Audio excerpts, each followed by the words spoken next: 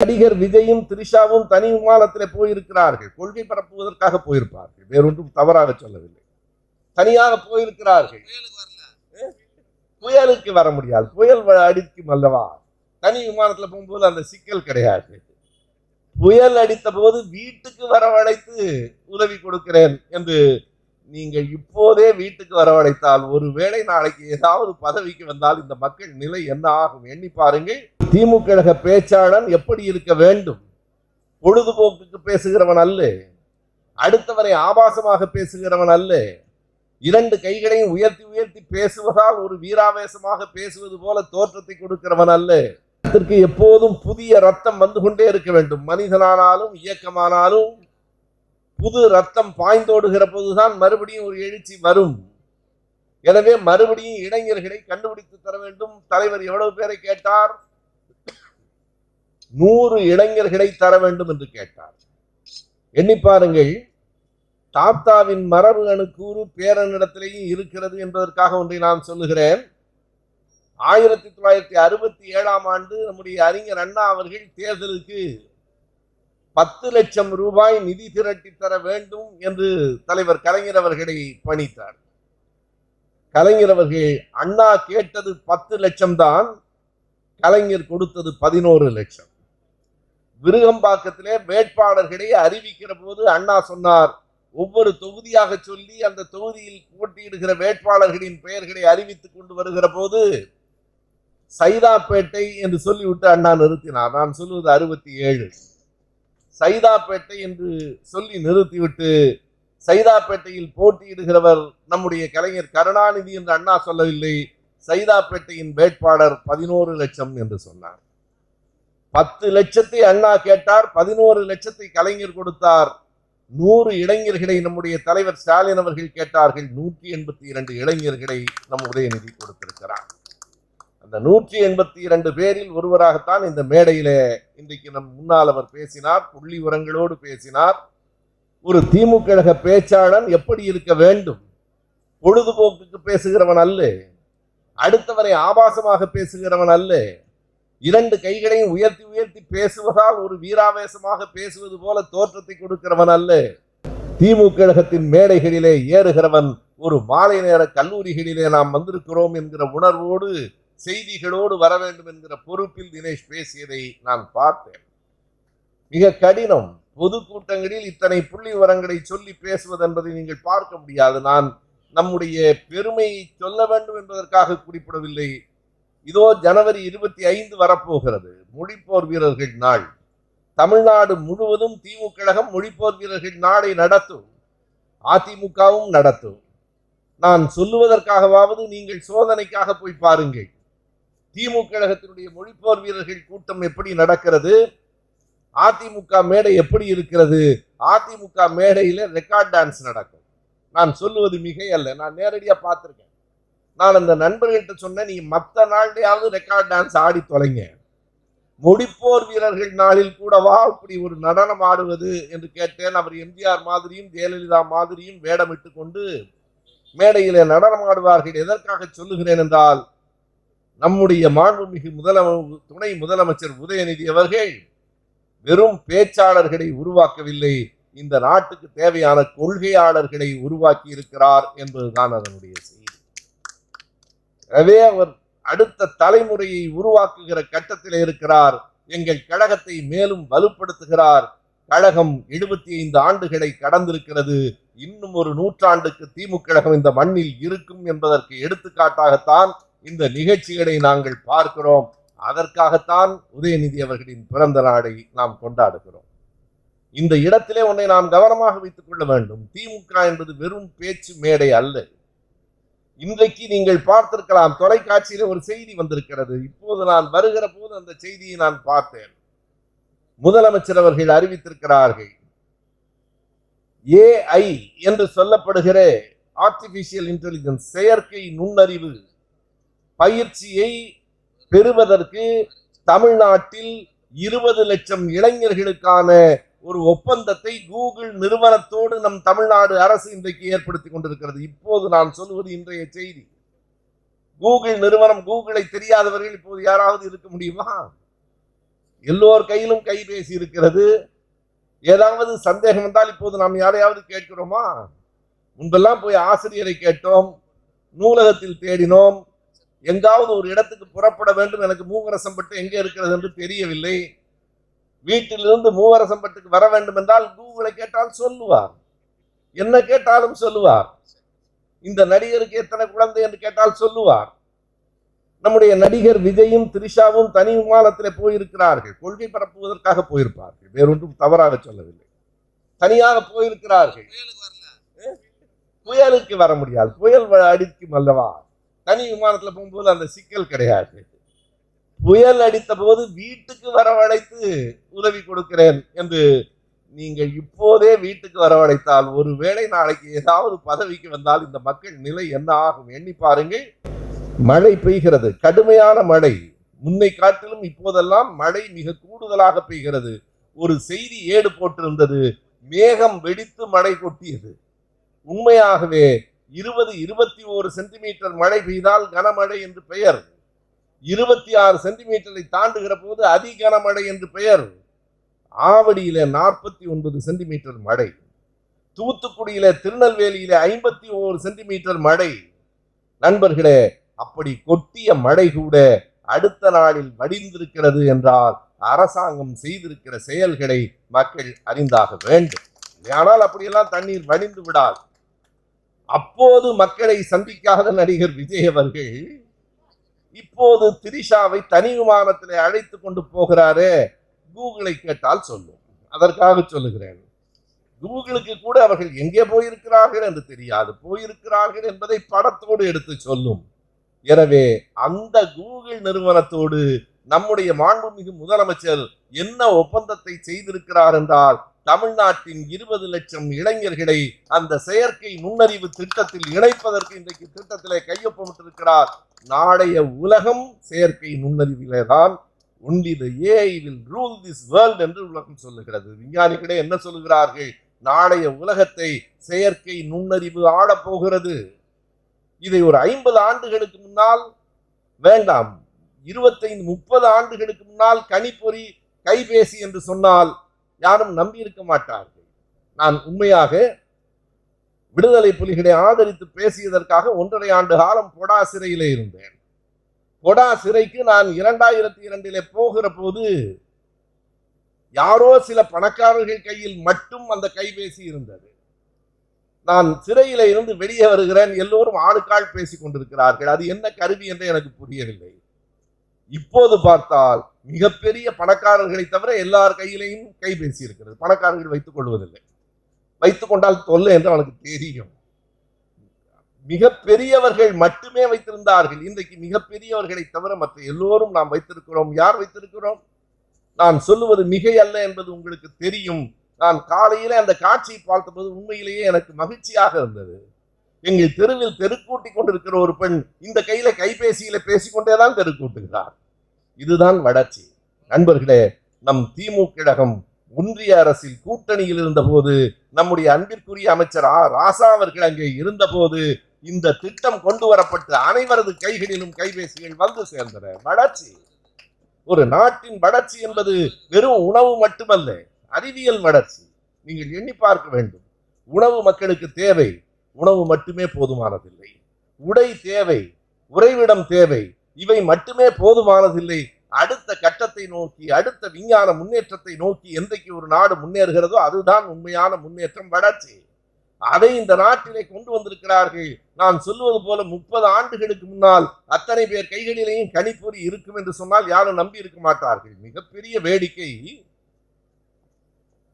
1930களிலே ஒரு திருமண வீட்டில் பேசுகிற போது ஐயா பெரியார் பேசினார். ஒரு சின்ன புத்தகமாக இருக்கிறது. நம்முடைய பிள்ளைகள் இளைஞர்கள் படிக்க வேண்டும். நான் அன்பாக கேட்டுக்கொள்வது, தாய்மார்கள் படிக்க வேண்டும்.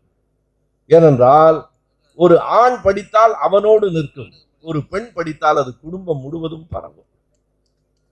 என்னுடைய அண்ணன் திரைப்படத்துறையில் இருக்கிறார். அவர் சொல்லுவார், ஏன் எப்ப பார்த்தாலும் பெண்களுக்கு பிடித்த மாதிரியே படம் எடுக்கணும்னு நினைக்கிறீங்க என்று கேட்டால் அவர் கூறுவார், ஆம்பளைக்கு பிடிச்சா அவன் மட்டும் பார்த்துட்டு போயிடுவான், பெண்களுக்கு பிடிச்சா குடும்பமே வந்து படம் பார்க்கும். அவள் வாத்திச்சி அரை வீடு கடகம் தவழ்ந்தது இன்ப தமிழ்ச்சுவை என்று பாரதிதாசன் சொல்லுவார். ஒரு பெண் படித்தவளாக இருந்தால் அந்த குடும்பம் படிக்கும். எனவே அந்த சின்ன சின்ன புத்தகங்கள் இனி வரும் உலகம் எல்லா இடங்களிலும் கிடைக்கும். ஐயா பெரியார் எழுதிய புத்தகம், எழுதியது கூட அல்ல, பேசியது. ஒரு திருமண வீட்டில் பேசியது. என்ன பேசினார் என்றால், எப்போது பேசினார்? 70-80 ஆண்டுகளுக்கு முன்னால் பேசினார். அப்போது ஐயா பெரியார் சொன்னார், இன்னும் கொஞ்ச நாளில் பாருங்கள், எல்லாரும் ஒரு கையில் கருவி வைத்திருப்பான், அதை வைத்துக் கொண்டு பேசுவான் என்று சொன்னார். தொலைபேசியே வராத காலம். எங்கள் வீட்டுக்கெல்லாம் 98 வரைக்கும் தொலைபேசி கிடையாது. அந்த தெருவில் 2 வீட்டுல இருக்கும். என் பிள்ளைகள் என்ன அடையாளம் சொல்லுவார்கள்னா, அந்த போன் இருக்கிற வீடு, போன் இருக்குது அதிசயம். அந்த போன் இருக்கு. இப்போ ஒவ்வொரு வீட்லயும் 5 போன் இருக்குல்ல, 4 பேர் இருந்தா 6 போன் இருக்கு. எங்க வைக்கிறதுன்னு தெரியல. 4 பேர் தான் இருக்கா, 6 போன் இருக்கு. இதான் எந்த தொலைபேசி அடிக்குதுன்னே நமக்கு தெரியல. இதை 80 ஆண்டுகளுக்கு முன்னால் எங்கள் ஐயா பெரியார் சொன்னார் என்றால் தொலைநோக்கு பார்வை உடையவர்களால் மட்டும்தான் சொல்ல முடியும். இன்றைக்கு அது உண்மையாகி இருக்கிறதா இல்லையா? இப்போது நான் சொல்லுகிறேன். நான் ஒரு அறிவியல் நூலிலிருந்தே சொல்லுகிறேன். 21 lessons for 21st century என்று ஒரு புத்தகம், உலகம் முழுவதும் பரவி இருக்கிற ஒரு புத்தகம். யுவால் நோவா ஹராரி என்று பெரிய வரலாற்று பேராசிரியர் எழுதியிருக்கிற புத்தகம். அவர் சொல்லுகிறார், எதிர்வரும் காலத்தை இனி செயற்கை நுண்ணறிவே ஆடும். அதுதான் ஆர்டிபிஷியல் இன்டெலிஜென்ஸ். அதுதான் ஆடும். என்ன செய்யுமாம்? நான் சொல்லுவது அவர் சொல்லுவதை சொல்லுகிறேன். நான் மிரட்டுவதாக கருதாதீர்கள். இன்னும் 5 ஆண்டுகள் அல்லது அதிகமாய் போனால் 10 ஆண்டுகளில் கார்களை ஓட்டுகிற வேலை பார்க்கிற நண்பர்கள் வேறு வேலைகளை பார்த்துக் கொள்ளுங்கள்.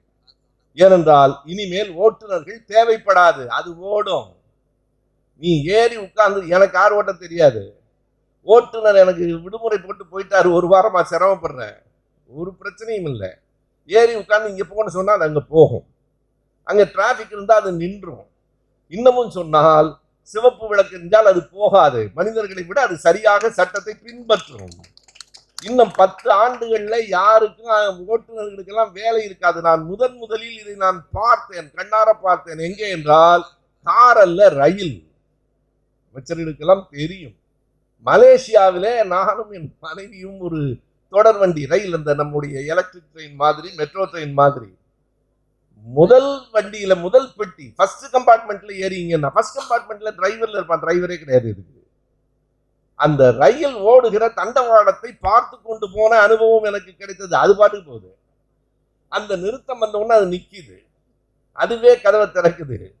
2 நிமிஷத்துல நீ ஏறலைன்னா அது போயிட்டே இருக்கும்.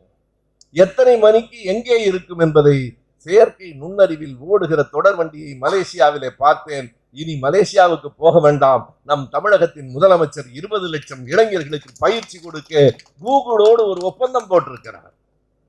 எப்படி என்றால், வேளாண்மையையும் காப்பாற்ற வேண்டும், சுற்றுச்சூழலை காப்பாற்ற வேண்டும், தொலைநோக்கு பார்வையில் அறிவியலை வளர்க்க வேண்டும். இரண்டையும் தலைவர் கலைஞர் செய்யாததை இனிமேல் யாரும் செய்துவிட முடியாது.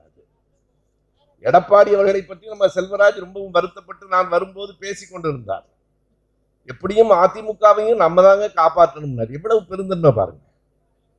உண்மையாகவே நான் சொல்லுகிறேன், நம் தளபதி அவர்களுக்கும் நம்ம அமைச்சர் போன்றவர்களுக்கெல்லாம் சொல்லுகிறேன், இந்த நாட்டை காப்பாற்றுவதோடு அதிமுகவையும் நாம தான் காப்பாற்றணும். வேற வழி இல்லை. ஏனென்றால் விட்டா அண்ணாமலை வந்துடுவார்.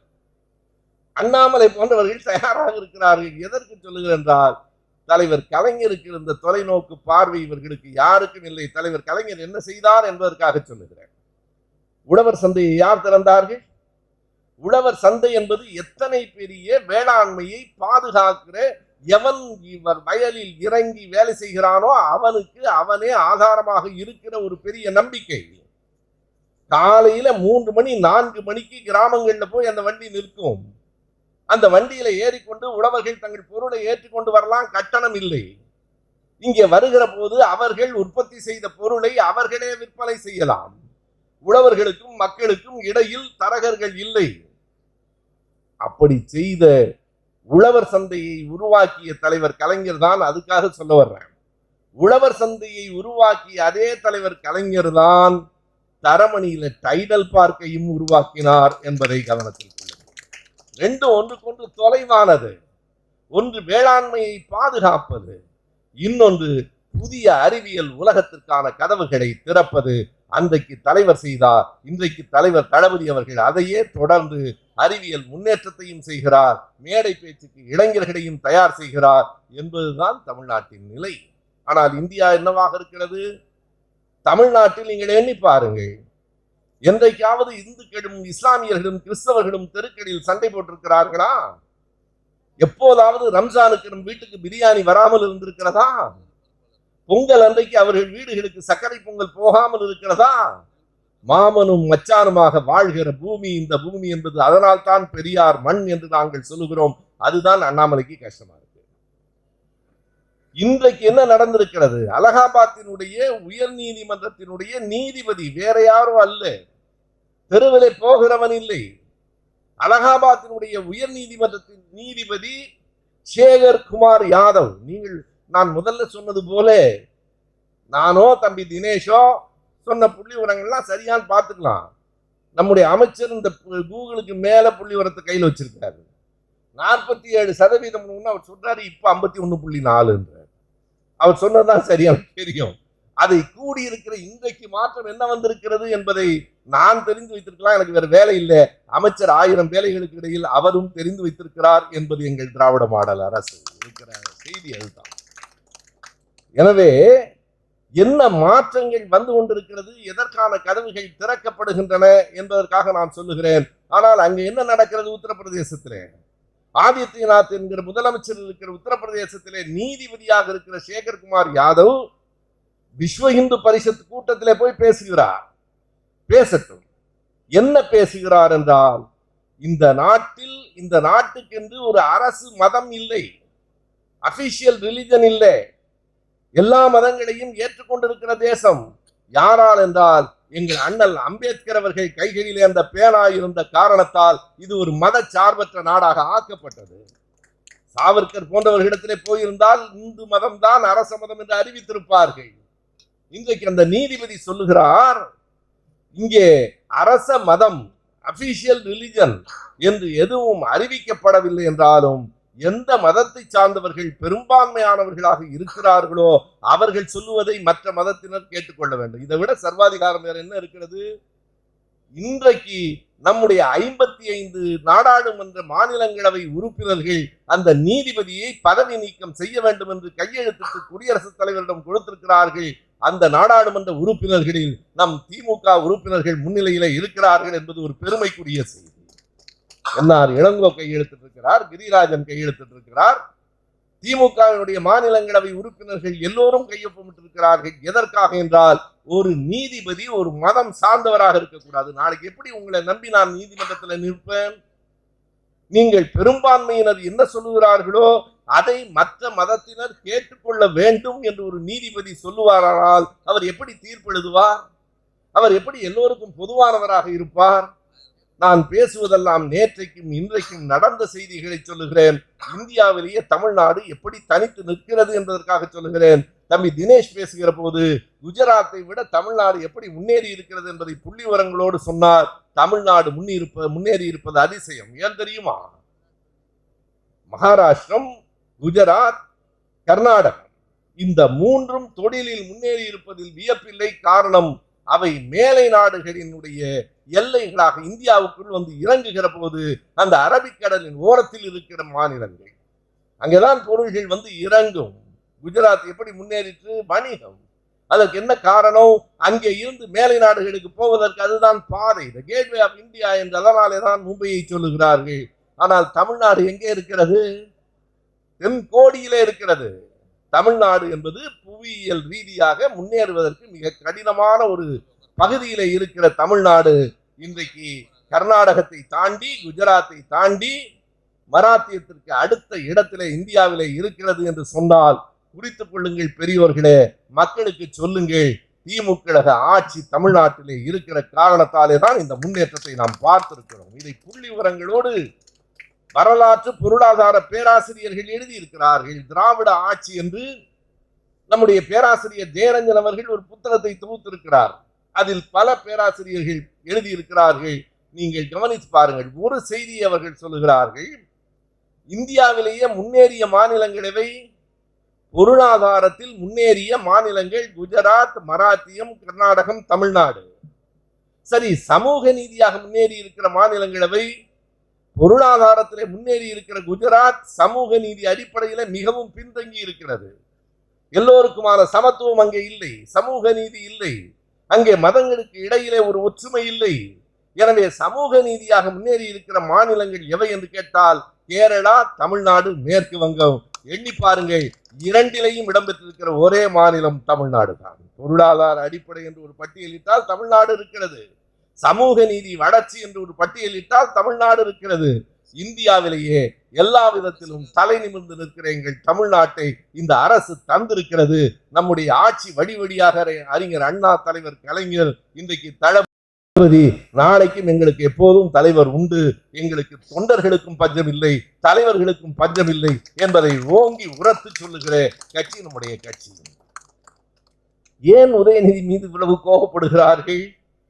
கட்சியை அடுத்த நிலையில் கவனமாய் எடுத்து செல்லுகிறாரே, இந்த திமுகவை அழிக்கவே விடமாட்டேன் என்கிறார்களே என்று கவலைப்படுகிறார்கள். அண்ணாவோடு முடிந்தது என்று நினைத்தார்கள். அண்ணா இருந்திருந்தால் செய்திருப்பாரோ அவை அனைத்தையும் தலைவர் கலைஞர் செய்து அண்ணாவுக்கு பெருமை சேர்த்தார். அண்ணாவின் பெருமை கலைஞரின் தோள்களில் இருக்கிறது. முடிந்து போயிற்று. கலைஞருக்கு பிறகு இனிமேல் யார் வருவார்கள்? இந்த ஸ்டாலின் அவரால் என்ன செய்துவிட முடியும் என்று நினைத்தவர்கள் சில பேர் கணக்கெல்லாம் சொன்னான். நாங்க கட்டமெல்லாம் பார்த்துட்டோம், ஸ்டாலினுக்கு கட்டம் சரியில்லைன்னா. கட்டம் சரியில்லை என்று சொன்னவர்களுக்கு கட்டமே இல்லாமல் போய்விட்டது. அவருக்கு ஸ்டாலினுக்கு கட்டம் சரியில்லை என்று சொன்ன அதே நபர் அடுத்து என்ன தெரியுமா சொன்னாரு? ஸ்டாலின் இஸ் மோர் டேஞ்சரஸ் தான் கருணாநிதி சொன்னாரு. குறித்துக் கொள்ளுங்கள், உதயநிதி இஸ் மோர் டேஞ்சரஸ் தான் ஸ்டாலின் என்று சொல்லுகிற காலம் வரும். இன்றைக்கே இளைஞரணியில் அவர் செய்து கொண்டிருக்கிற அந்த செயல்கள் முதலமைச்சருக்கு துணையாக, வெறுமனே துணை என்கிற பதவியிலே அல்ல, உண்மையாகவே கட்சியிலும் ஆட்சியிலும் முதலமைச்சருக்கு துணையாக இருக்கிற உதயநிதி செய்து கொண்டிருக்கிற செயல்கள் இவர்களை அச்சுறுத்துகின்றன. எல்லா விதத்திலும் இன்றைக்கு தமிழ்நாட்டை முன்னேற்றமடைந்த நாடாக, மாநிலமாக மாற்றி கொண்டிருக்கிற அரசு என்பதால் தான் இவர்கள் கோபப்படுகிறார்கள். அதனால் தான் உதயநிதியின் மீது அவ்வளவு கோபப்படுகிறார்கள். எண்ணி பாருங்கள், பல செய்திகளை இங்கே சொன்னார்கள். இப்போது நான் கூட்டத்துக்கு புறப்பட்டு வருகிற போது, வந்து கொண்டிருக்கிற போது மோடி அவர்கள் பேசிக் கொண்டிருந்தார். அவர் எப்போதும் பேசுவார், எப்போதாவது தான் நாடாளுமன்றத்தில் பேசுவார். இரண்டுக்கு இருக்கிற வேறுபாடு, எப்போதாவது தான் நாடாளுமன்றத்தில் பேசுவார். உலகம் முழுவதும் சுற்றி வருகிற மோடி அவர்கள் பற்றி எறிகிற மணிப்பூருக்கு, இந்தியாவுக்குள் இருக்கிற மணிப்பூருக்கு ஏன் போகவில்லை என்று ஒரு நண்பர் கேட்டார். இந்தியாவுக்குள் இருப்பதால் தான் போகவில்லை. ஒருவேளை வெளிநாட்டில் இருந்தால் மோடி அவர்கள் போயிருப்பார். என்றைக்கும் பேசுவார், எல்லா இடங்களிலும் பேசுவார். ஆனால் நாடாளுமன்றத்துக்கு வந்து பேசவே மாட்டார். இன்றைக்கு நாடாளுமன்றத்தில் அவர் பேசுவதை கேட்டுக்கொண்டுதான் நான் இந்த கூட்டத்திற்கு புறப்பட்டேன். மோடி அவர்கள் சொல்லுகிறார், 75 ஆண்டு காலமாக இந்தியாவை இந்த அரசமைப்பு சட்டம்தான் காப்பாற்றி கொண்டிருக்கு. அதுக்காகத்தான் அதை போட்டு கொண்டு வந்து பாக்குறாங்க. எது காப்பாற்றுகிறதோ அதை அழிக்க வேண்டும். இன்னொரு விஷயத்தை மோடி பேசுகிறார், உலகத்திலேயே இந்தியாவில் தான் பெண்களுக்கு அதிகாரம் முதலில் வழங்கப்பட்டது. அப்படிலாம் இல்லை. ஆனால் அதற்குள் இன்னொரு பெரிய உண்மை இருக்கிறது. மோடி அவர்கள் சொல்லாத உண்மையை நான் சொல்லுகிறேன். இந்தியாவிலேயே பெண்களுக்கு அதிகாரத்தை, வாக்களிக்கிற அதிகாரத்தை, சொத்து பெறுகிற அதிகாரத்தை முதலில் தந்த மாநிலம் தமிழ்நாடு தான். யாரையாவது மறுக்க சொல்லுங்க. பெண்களுக்கு வாக்குரிமை கிடையாது. 19ஆம் நூற்றாண்டின் இறுதி வரையில் உலகத்தில் எந்த நாட்டிலும் கிடையாது. பெண்களை இந்த உலகம் மதிக்கல. கேம்பிரிட்ஜ் பல்கலைக்கழகம் என்று சொல்லுகிறோம், 1948 வரைக்கும் பெண்களுக்கு பட்டம் கிடையாது. படிக்கலாம், பட்டம் கொடுக்க மாட்டான். 48 வரைக்கும். 1890 வரையில் உலகத்தில் எந்த நாட்டிலும் பெண்களுக்கு வாக்களிக்கிற உரிமை இல்லை. முதல்ல அந்த உரிமையை நியூசிலாந்தும் ஆஸ்திரேலியாவும் கொடுத்தது 1893, 96. 20ஆம் நூற்றாண்டு தொடங்கிய பிறகுதான் பிரான்சுக்கு வந்தது. 1920 தான் நியூயார்க்கிலேயே பெண்களுக்கு வாக்குரிமை கொடுத்தார்கள். பெரியோர்களே, நான் சொல்லுவது சரிதானா என்று சரிபார்த்துக் கொள்ளுங்கள். இந்தியாவிலேயே முதலாக பெண்களுக்கு வாக்குரிமை உண்டு என்று 1921ஆம் ஆண்டு அறிவித்தது நீதி கட்சி, நம் தமிழ்நாடு தான். பனகல் அரசரினுடைய அந்த ஆட்சியிலே தான். வருகிற 16ஆம் தேதி நாளை மறுநாள் பனகல் அரசரின் நினைவு நாள். நினைவில் கொள்ள வேண்டிய நாள். தமிழ்நாட்டில் பல முன்னேற்றங்களுக்கான விதையை விதைத்த பனகல் அரசர். அவருடைய ஆட்சியிலே தான் பெண்களுக்கும் வாக்கு உண்டு. ஒரு கட்டத்திலே சொத்து இருக்கிறவர்களுக்கு மட்டும்தான் வாக்கு என்று இருந்தது. பணக்காரன் மட்டும்தான் கூட்டு போடலாம். எல்லோருக்கும் வாக்கு, பெண்களுக்கும் வாக்கு என்று கொண்டு வந்தது நீதி கட்சி. எங்களின் முன்னோடியான திராவிட இயக்கத்துக்கு முன்னோடியான கட்சி. மோடி அவர்களே சேர்த்து சொல்லுங்கள், யார் சொத்துரிமை கொடுத்தார்கள்? மிக சரியாக தம்பி சொன்னார். 1951 அம்பேத்கர் சட்டம் கொண்டு வந்தால் தோற்று போயிற்று. அதற்கு முன்னால் முதல்ல பெண்களுக்கு சொத்துரிமை வேண்டும் என்று கேட்ட இயக்கம், கட்சி ஒன்றே ஒன்றுதான் உலகத்தில் உண்டு, தமிழ்நாட்டில், இந்தியாவில் வேறு எங்கும் கிடையாது. 1929 இதே இந்த செங்கல்பட்டு மாவட்டத்தில் செங்கல்பட்டில் நடைபெற்ற 1929 பிப்ரவரி 17, 18 நாள்களில் செங்கல்பட்டில் நடைபெற்ற முதல் சுயமரியாதை மாநாட்டில் தான் பெண்களுக்கும் சொத்துரிமை வேண்டும் என்னும் தீர்மானம் நிறைவேற்றப்பட்டது. உலகத்திலேயே எங்க பெண்களுக்கு சொத்துரிமை என்பதை இந்தியாவில் நினைத்து கூட பார்க்க முடியாது. இன்றைக்கு யாராவது அண்ணன் தம்பி எல்லாம் சொத்து இல்லைன்னு சொன்னா பெண்கள் நேர நீதிமன்றம் போயிட முடியும். சொத்துரிமையை 29 இதை மட்டும் கவனத்தில் வைத்துக் கொள்ளுங்கள். இப்போதெல்லாம் பெண்கள் நமக்கு முழு ஆதரவாகத்தான் இருக்கிறார்கள். ஒரு கட்டத்தில் இந்தியா இருக்கிற வரைக்கும் நான் தேர்தல் பரப்புரைக்கு போயிருக்கிறேன். என்ன இருந்தாலும் ரெட்டை இலைக்கு தான் ஓட்டுவாங்க. இன்றைக்கு பெண்கள் பகுதிதான் ஆண்களை விட வலிமையாக எங்கள் ஓட்டு உதயசூரியனுக்குத்தான் என்று உறுதியாக இருக்கிறார்கள். இவர்கள் சொல்லுவது போல வெறும் 1000 ரூபாய்க்காக அல்ல, இலவச பேருந்துக்காக அல்ல, இந்த ஆட்சி பெண்களை மதிக்கிறது என்பதற்காக. 1,14,00,000 பெண்களுக்கு சலுகையாக அல்ல, இலவசமாக அல்ல, மகளிருக்கான உரிமை தொகை என்று வழங்குகிறவர் நம்முடைய தளபதி மாண்புமிகு முதலமைச்சர் அவர்கள் தான். ஒரு அம்மாட்ட நான் கேட்டேன், தேர்தல் சுற்றுப்பயணத்தில் இருக்கிற போது அந்த அம்மா சொன்ன விடையை நான் அப்படியே உண்மையா சொல்றேன். அம்மா, அந்த 1000 ரூபாய் உங்களுக்கு வருதான்னு கேட்டேன். ஐயா, வருதுங்கய்யா, ராத்திரி 12 மணிக்கு என் போன் அடிக்குது. எனக்கு தெரியாது அப்ப உண்மையிலேயே. தொலைபேசியில தகவல் வருமா, ராத்திரி 12 மணிக்கு அடிக்குதுங்கய்யா, அடுத்த நாள் காலைல போய் எடுத்துக்கலாம். பயன்படுதாங்கம்மா உங்களுக்கு அந்த பணம்? சில பேர் கேட்குறான், 1000 ரூபாய் போதுமா? 1,00,000 கூட போதாது, அதுக்கு என்ன பண்ண சொல்ற? நீ பண்ற செலவுக்கு 2,50,000 லட்சம் ரூபாய்க்கு வீடு வாடகைக்கு வச்சிருந்தா 10,000 ரூபாய் பத்தாது. எங்கள் மக்களுக்கு அது உதவும். எங்கள் மக்களுக்கு அது உதவும். போதுமானதுன்னு நான் சொல்லல. பயன்படுதாமான்னு கேட்டேன். அந்த அம்மா சொன்னாங்க, நல்லா பயன்படுதியா, என் பேரம்பேத்திக்கெல்லாம் அதுல தான் நான் மாத்திரை வாங்கி கொடுக்குறேன். அந்த அம்மா மாறி ஓட்டு போடுமா இருங்க, அதுலதான் நான் மாத்திரை வாங்கி கொடுக்கிறேன்னு அந்த அம்மா சொன்னது 100க்கு 100 உண்மை நண்பர்களே. ஒரு செலவுக்கு, ஒரு சின்ன செலவுக்கு அது உதவும். அதை கூப்பிட்டு கொடுத்திருக்கிற நான் முதலமைச்சர் அவர்களை பார்க்கிற போது நான் சொன்னேன், தேர்தல் பரப்புரை போய்விட்டு வருகிற போது, எப்படி இருந்தது உங்கள் பயண அனுபவம்னு தலைவர் கேட்டாங்க. ரொம்ப நல்லா இருந்தது. எனக்கு ஒரு சின்ன கருத்து இருக்கு, நான் அதை உங்கள்கிட்ட சொல்றேன். இந்த நாட்டினுடைய அரசாங்கத்தினுடைய நிதிநிலையெல்லாம் எனக்கு தெரியாது, என் விருப்பத்தை சொல்றேன்னு சொல்லுங்க. இந்த 1,14,00,000 என்பதை 2 கோடியாக ஆக்க முடியுமா என்று பாருங்கள். எனக்கு நிதிநிலை வருமானம் பற்றி தெரியாது. ஏனென்றால் அது பெண்களுக்கு உதவுகிறது, உண்மையாக உதவுகிறது. தாலிக்கு தங்கம் கொடுத்தோம், தாளுங்க நிறுத்திட்டான்னு சில பேர் பேசுறான்.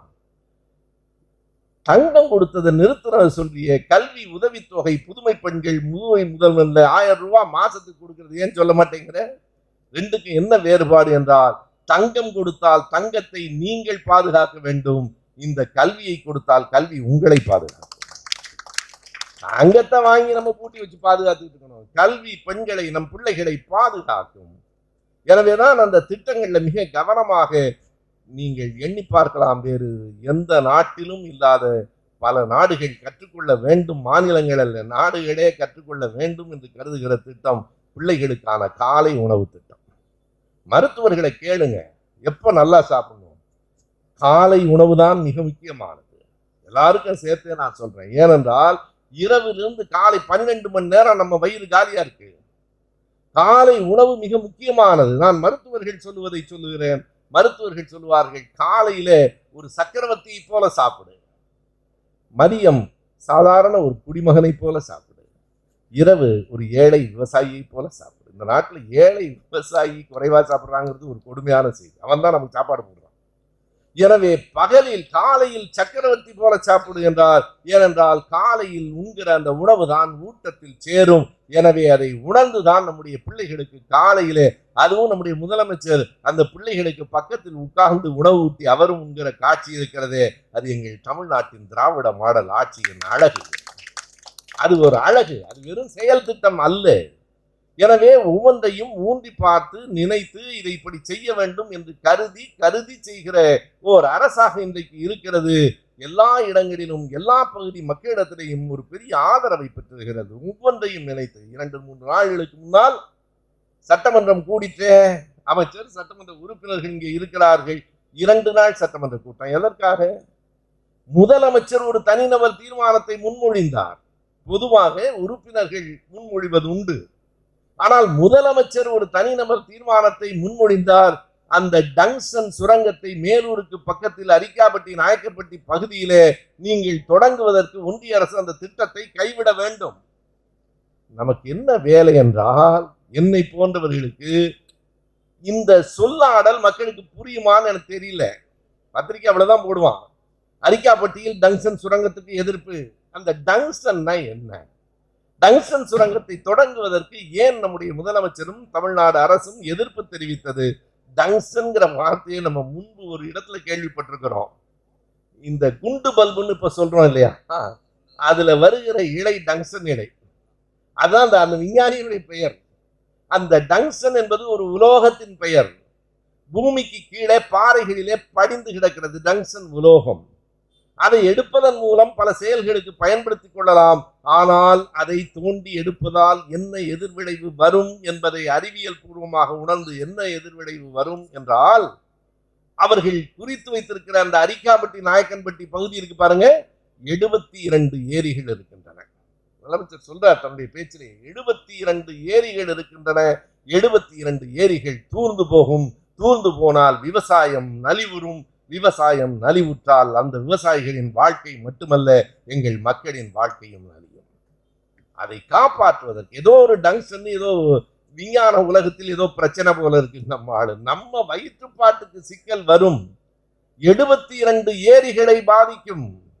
எத்தனை விதமான கவனம் இருக்குமானால் அதை ஒரு சிக்கலை எடுத்துக்கொண்டு அதற்காகவே சட்டமன்றத்தை கூட்டி இந்த தீர்மானத்தை முதலமைச்சரே தனிநபர் தீர்மானமாக முன்மொழிகிறார் என்கிற போதுதான் திராவிட மாடல் அரசு என்பது எப்படி மக்களுக்கான அரசு என்பதை அறிவியல் தொடங்கி அன்றாடம் வேளாண்மை வரைக்கும் நான் எடுத்து சொல்லுகிறேன்.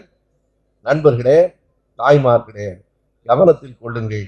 இவை அனைத்தையும் நாம் வெளிப்படுத்த வேண்டிய நேரம் 2026. இந்த அரசுக்கு மக்கள் உறுதுணையாக இருக்கிறார்கள். நல்லது செய்கிற அரசை மக்கள் என்றைக்கும் ஆதரிப்பார்கள் என்கிற நிலை ஏற்படுமானால் மற்ற மாநிலங்களிலும் கூட தமிழ்நாட்டை பின்பற்றி நல்லரசை தர வேண்டும் என்கிற எண்ணம் வரும். அந்த எண்ணத்தை உருவாக்குவோம். தமிழ்நாட்டை மேலும் வளர்த்தெடுப்போம். தொழிலில், வேளாண்மையில், அறிவியலில் எதிர்காலத்தில் முன்னிற்க போகிற மாநிலமாக தமிழ்நாட்டை ஆக்குவோம். அதற்கு திமுக கழகத்திற்கு எப்போதும் துணை இருப்போம். நம்முடைய பெயர் மாறவில்லை. 75 ஆண்டுகளாக கட்சியின் கொடி மாறவில்லை. 75 ஆண்டுகளாக நம்முடைய உதயசூரியன் சின்னம் மாறவில்லை. இனி வரும் காலங்களில் எத்தனை ஆண்டுகளானாலும் திமுக தான் ஆட்சியில் இருக்க போகிறது என்பது மாறாது என்று சொல்லி இந்த வாய்ப்புக்கு நன்றி கூறி விடைபெறுகிறேன். நன்றி, வணக்கம்.